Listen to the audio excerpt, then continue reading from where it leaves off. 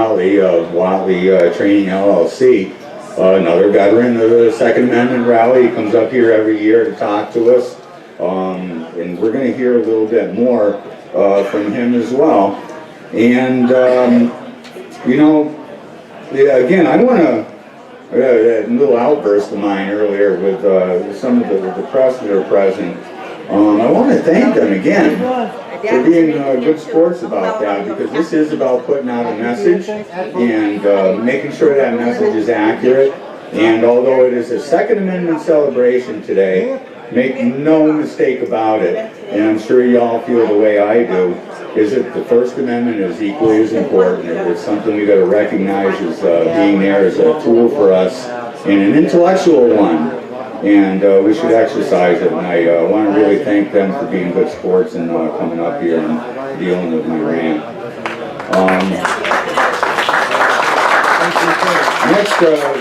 Next speaker, very exciting guy.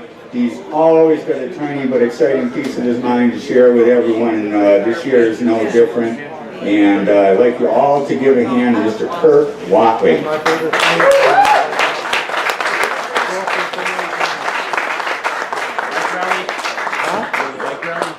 No, not too much. I'm not going to bend over this year. Can you hear me out back? All right, fantastic. I'm tired of slouching over like that. All right, there's going to be a raffle coming up, second half of the event. In the raffle, so that you know, I have donated 2 NRA basic pistol classes, each valued at $150 each. We go through about 500 rounds of ammo in the class. And I'm about to be Utah Concealed Carry certified. I have donated 2 classes, or 2 individuals, or 2 certificates to take the classes for that as well. So when you go to the raffles, keep an eye out for that, please. Speaking of giving things away, I got a question for you, and I got a prize for the person that answers it. What was the first gun control law that the new United States Congress, back when it first became a government, what was the first gun control law that was passed? Nobody knows. I want to give it away to somebody. Yes, sir. What was it? The Indians. The Indians. No, the first gun control law that was passed by our newly formed government is that every able-bodied man will have a gun and ammunition.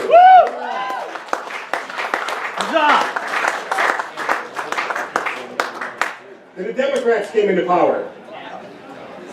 We had a war of northern aggression, as my grandmother from Vicksburg likes to call it, the Civil War. Then we had gun control laws passed after that. What was the purpose of those gun control laws? Disarm newly freed blacks. Bingo, right there. After the Civil War, gun control acts were racist and largely continue to be so. The first gun control acts passed after the Civil War was to keep recently freed blacks from getting guns. And if you look at it, you can find streaks of racism everywhere in the gun control laws that we have. Who's here from New Hampshire?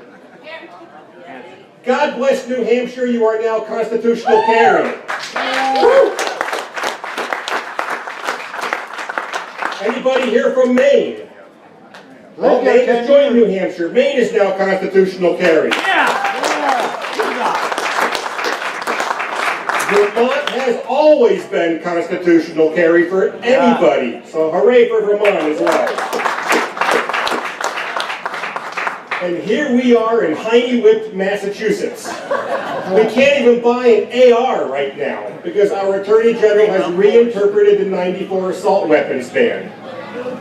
She's ruled that if you can build an AR platform gun out of multiple manufacturers' parts, that makes it a copycat. Well, those that know the AR, that's the beauty of the AR. You can use half a dozen different manufacturers and make one firearm. So while we may think that she's stupid and crazy, in a way, unfortunately, she's rather sly.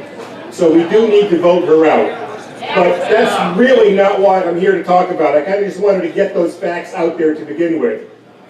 I want to talk about Massachusetts and the laws that we have in Massachusetts. Massachusetts technically is an open carry state because it says that you're not disallowing you from open carrying. It doesn't specifically say you can open carry, but it doesn't say that you can't either. We are a patchwork of laws across this state, which is unreal. Depending on where you are, I live in Hadley, and if my cops in Hadley see me open carrying, they're going to ask us, Kirk, don't worry about it. If I open carrying in Springfield or Cambridge, I could very likely lose my permit for disturbing the peace. It's absolutely insane. If you live in Springfield, you've got to be politically connected, from what I understand, to be able to get your concealed carry permit. I've taught lots of people from Springfield. They've got their NRA certificate, they've got their Massachusetts State Police certificate, they go and apply, and they get a hunting and target practice license. They approach their chief of police and say, what happened? They say, well, we don't give concealed carry permits. Per capita, Springfield is one of the 10 most dangerous cities in America. Wow. That's right. And the chief of police willingly keeps its citizens disarmed. There's something wrong with that. And there's something wrong with the fact that if you live in Chicopee, the next town north, or West Springfield, right across the river, you can get a permit. That's absolutely nuts.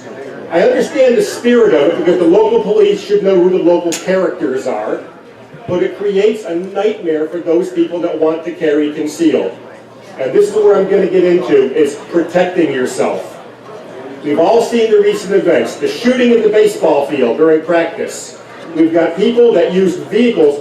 We were here as a security team plotting against vehicle-borne attacks. How can we stop vehicle-borne attacks? How can we stop somebody from getting in here that wants to do bad? You know, to have a rally for celebration, to have to do that really sucks. But that's the world we're in. And that's for the gathering here. My question to you is, what are you doing? What are you doing to protect yourself? Chris Pinto nailed it. Having a gun does not make you Superman. You've got to know how to use it. You've got to get muscle memory with it. At a minimum, you've got to go to the range every month and put a box of shells through it, 50 rounds, at a minimum, so that things become just second nature to you. Do not even thinking about it, like we drive our cars. You just don't think about, okay, where's the gas pedal, where's the brake? You've done it for so long, you just know it. We need to be that way. We need to protect ourselves. Carrying becomes a lifestyle for those that do it. When you get up in the morning, you think, what am I going to wear that I can conceal it with today?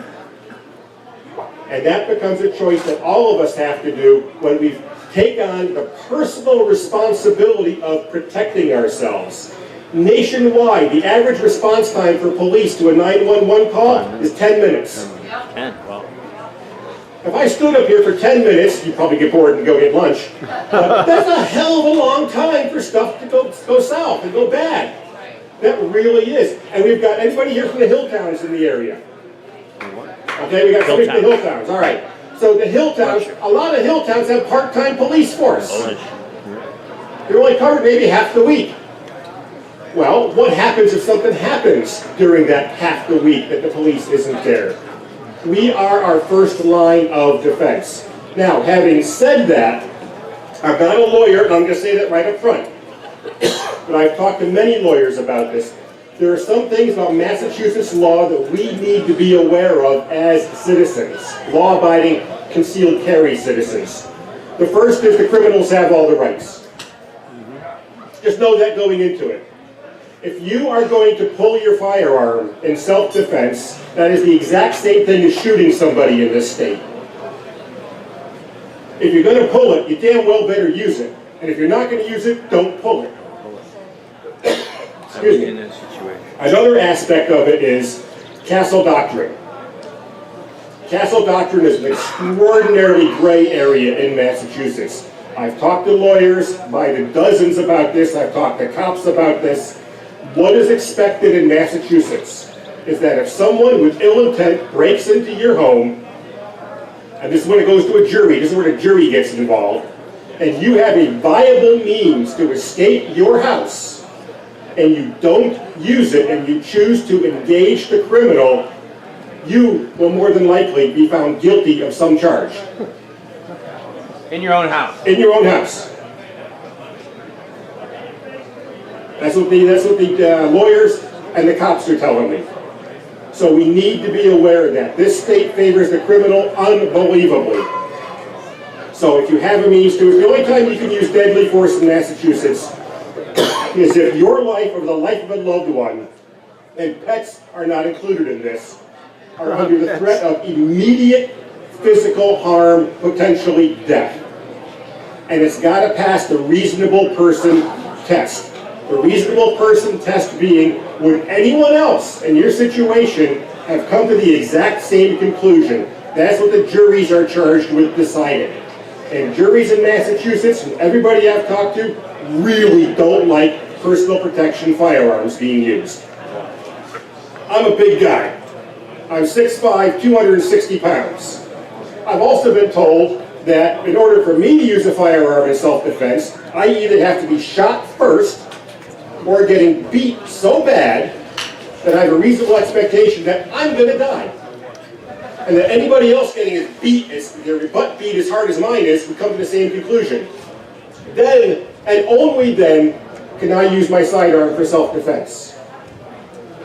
Again, being 6'5", if somebody who is 5'3" comes at me, and they've got a Smith & Wesson 1911 45 Hydra-Shock, juries expect me, because of my size, to be able to disarm them. Go figure. All right? Funny, isn't it? Yeah, it's sad is what it is.